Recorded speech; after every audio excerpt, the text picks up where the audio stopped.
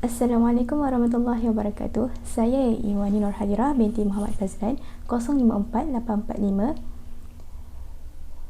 Saya pelajar Ijazah Sarjana Muda, Usuluddin dengan Kaunseling SEM 7.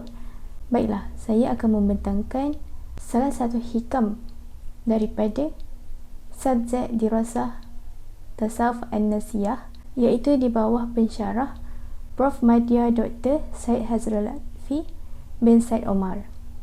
Hikam keempat adalah hikam takbiru wal ikhtiar.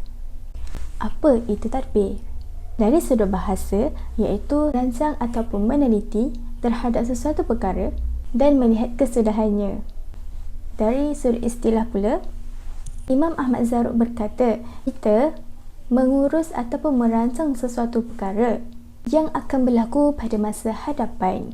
Ada mengharapkan ianya berlaku ataupun tidak berlaku secara jazam, yang ini tidak menyerahkan diri. Maksudnya kita boleh uruskan diri kita sendiri, yang sepatutnya kita seharusnya taufikkan perkara tersebut, iaitu menyerahkan diri kepada Allah Ta'ala. Berkata Syekh Ibnu Athaillah Al-Askandari, "Arih nafsaka minat ta'bir, fama qama bihi ghairuka anka, wala takum bihi nafsik." Istirahatkanlah dirimu daripada takbir, iaitu mengurus diri sendiri, kerana setiap perkara yang telah dilakukan oleh orang lain yang selain daripada kamu, maka kamu tidak akan melakukannya, iaitu takbir dengan diri kamu. Ada 3 jenis takbir, iaitu takbir yang dicela, takbir yang dituntut, dan takbir yang diharuskan. Baiklah, takbir yang dicela. Apa itu takbir yang dicela? Takbir iaitu kita menguruskan diri kita sendiri dengan yakin pasti ia akan berlaku, dengan jazamnya ianya pasti berlaku, nak tak nak kena berlaku.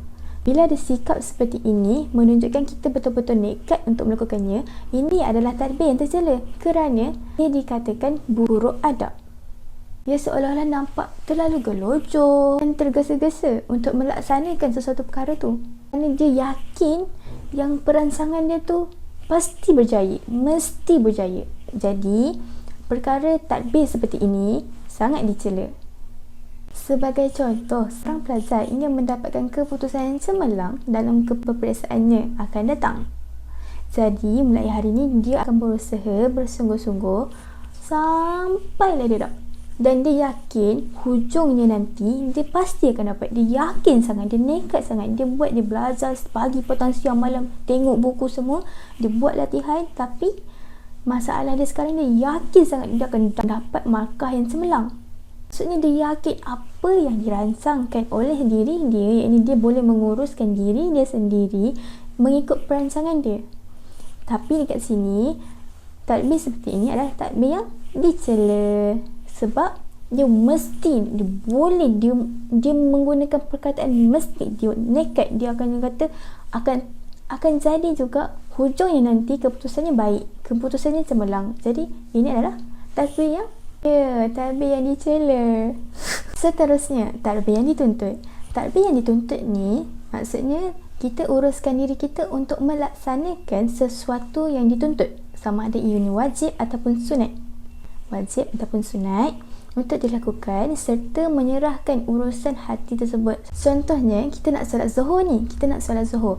Bila mana kita kata kita nak solat zuhur, ianya perkara yang diwajibkan ke atas kita. Setiap umat Islam diwajibkan untuk solat zuhur, mendirikan solat zuhur. Dan sekarang ni kita nampak kita kena uruskan diri kita dan niat kita tu, kita nak solat zuhur ni, kita niatkan kita nak pergi solat zuhur ni, kita nak pergi ambil wuduk dengan baik, dengan sempurna, kita nak pergi buat solat sunat sebelum zuhur, and then kita boleh solat zuhur, dan kemudian kita tutup dengan solat sunat selepas zuhur. Jadi setiap amalan yang kita buat tu kita serahkan kepada Allah Ta'ala. Kita buat, kita rancang, kita selepas ni nak buat apa, selepas ni nak buat apa, kita rancang. Tapi dalam masa yang sama kita menyerahkan urusan hati kita kepada Allah Ta'ala. Moga-moga Allah Ta'ala terima amal ibadat kita. Balik kepada apa yang kita rancangkan tu, bila kita nak buat tu mesti kita niat dulu. Maka perbuatan itu dimulakan dengan niat yang baik. Itulah dinamakan niat yang solehah. Tadbir yang diharuskan, macam mana tu? Tadbir yang diharuskan ni pula adalah sesuatu perkara duniawi yang kita rancang nak buat tanpa nekat. Contohnya dalam jadual kita rancang esok pagi nak belajar matematik, tengah hari nak belajar sains, petang nak mengaji. Perkara ini kita takbir daripada awal, tetapi kita serahkan kepada Allah Ta'ala untuk menguruskannya. Kerana apa? Kerana ini adalah syarat untuk tadbir seperti ini diharuskan. Yang pertama, jangan ada yang dicela tadi tu. Yang kita tahu yang mana kita mesti dapat, kita nekat, kita akan buat tiga-tiga ni. Maksudnya pagi tu memang kena, kita memang bangun pagi-pagi, kita memang belajar matematik. Itu tak boleh lah. Kita kena serahkan urusan kita ni kepada Allah Ta'ala. Kita tak pernah tahu apa yang akan terjadi pada masa hadapan. Walaupun kita takbir sekarang, walaupun kita uruskan sekarang, tapi dalam masa yang sama kita kena sertai dengan menyerahkan urusan tersebut kepada Allah Ta'ala. Kerana apa yang ditakbirkan pada malam tadi tu adalah yang bersahaja. Esok pagi nak belajar matematik, tengah hari nak belajar sains, petang nak mengaji. Perkara tu adalah perkara yang diharuskan untuk buat. Tetapi dalam masa yang sama kita tak boleh esok pagi tengah hari tu kena sains je, tak boleh subjek lain. Susah tu. Jadi dengan adanya syarat ni menyebabkan kita nampak yang takbir itu diharuskan. Kalau tak, nanti dia akan bertukar kepada takbir yang dicela. Kita tak nak macam tu. Kita tak nak yang mesti, kita tak nak kita uruskan sendiri, kita tak nak secara jazam, kita tak nak nekat. Kerana apa? Kita tak tahu pun apa yang akan berlaku pada masa hadapan. Jadi kita kena serahkan segala urusan tu kepada Allah SWT. Qala Rasulullah SAW, Inna Allah ja'ala ar-rahu wal-rahah fi rida wal-yakin. Dari Nabi SAW, hakikatnya Allah SWT yang menjadikan kesenangan dan kelapangan terhadap kamu sekiranya kamu memiliki sifat redha dan yakin. Kita yakin urusan ni Allah Ta'ala yang aturkan. Kita dah yakin lama dah Allah Ta'ala ni adalah raja sekalian makhluk. Kalau raja memberikan jaminan kepada dia 10 tahun makan minum ditanggung oleh raja tersebut, dia tak payah risau dah. Dia tak perlu bimbang pun terhadap apa yang dia dah dijaminkan tersebut. Tapi rezeki Allah Ta'ala ni lebih jauh lagi. Kita tak perlu nak fikir macam mana Allah Ta'ala jadikan sesuatu perkara itu sebagai rezeki kepada kita. Sebab apa? Sebab telah pun ditakdirkan itu, sebanyak itulah rezeki hari ini, sebanyak itulah rezeki hari esok dan seterusnya.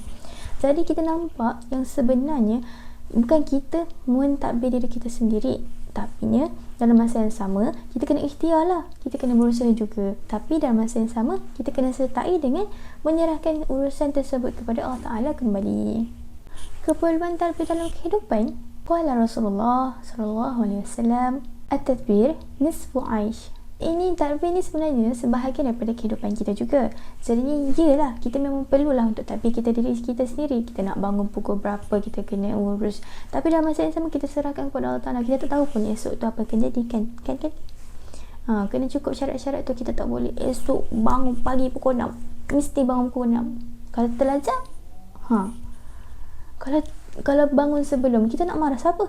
Kita yang nak bangun pukul 6 tadi kan. Kita dah uruskan pukul 6, kita nak bangun, kita yang uruskan. Tapi bila tak jadi, takkan kita nak marah sama siapa? Betul? Kita letakkan urusan tu kepada Allah Ta'ala. Apakah tanda seseorang itu telah menyerahkan urusannya kepada Allah Ta'ala? Tandanya bahawa seseorang itu billahi ta'ala apabila terzahirnya natijah yang diketahui itu dengan kudrat Allah Ta'ala menyalahi apa yang difikirkan, apa yang dirancangkan, apa yang diuruskan, apa yang ditadbirkan. Seseorang itu tak rasa pun resah gelisah, keluh kesah, duka cita, kecewa, serabut. Bahkan dia terima apa sahaja, yang ini reda kepada Allah Ta'ala dengan apa yang telah ditakdirkan ke atas dia. Contohnya, orang pelajar itu dia menguruskan diri dia untuk betul-betul berusaha bersungguh-sungguh dalam pelajaran. Jadi dia buat sungguh-sungguh. Contohnya, apabila kita reda dengan sesuatu perkara tu, kita rasa tenang sangat. Kita tak rasa dah rasa gelisah, kita tak ada rasa kecewa tu, kita tak ada nak marah siapa-siapa. Itulah tanda-tanda orang yang menyerahkan urusannya kepada Allah Ta'ala. Kesimpulannya, kita seharusnya membiarkan urusan hati kita ni, sebab kita ada urusan zahir, kita ada urusan hati. Jadi urusan hati kita ni kita dah serahkan kepada Allah Ta'ala. Sebab apa? Kita tahu Allah Ta'ala ni maha sempurna, maha berkuasa. Jadi bila kita letakkan kepada Allah Ta'ala, kita tak perlu risau dah. Kita yakin Allah Ta'ala uruskan dengan baik. Kita yakin sebab apa? Allah sebaik-baik perancang. Okay, kita tak ada rasa kalau kesah dah. Kita yakin Allah Ta'ala ni punya perancangan ni dah disusun ni daripada sejak azali lagi, dah ditadbirkan pun. Jadi kita kena yakin dan berserah kepada Allah Ta'ala setiap perancangan kita nak buat pada masa akan dapat. Kesimpulannya, kita seharusnya membiarkan urusan hati ni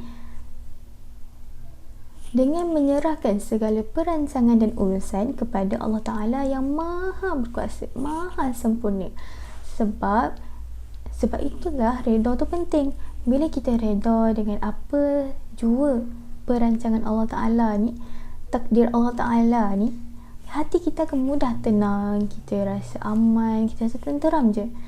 Maka kita kena melatih diri kita supaya segala perancangan yang kita rancangkan tu, apa yang kita fikirkan tu ditadbir oleh Allah Ta'ala, iaitu kita kena tawakal kepada Allah Ta'ala. Kita sepenuh hati kita, jiwa, raga kita semua kepada Allah Ta'ala. Oleh itu kita kena yakin dan sabar terhadap apa jua yang akan datang pada masa hadapan, supaya kita tahu, kita akan tenang bila kita letak 100% kita kepada Allah Ta'ala. Kita letak pergantungan kita kepada Allah Ta'ala. Sahaja daripada saya. Sekian, terima kasih.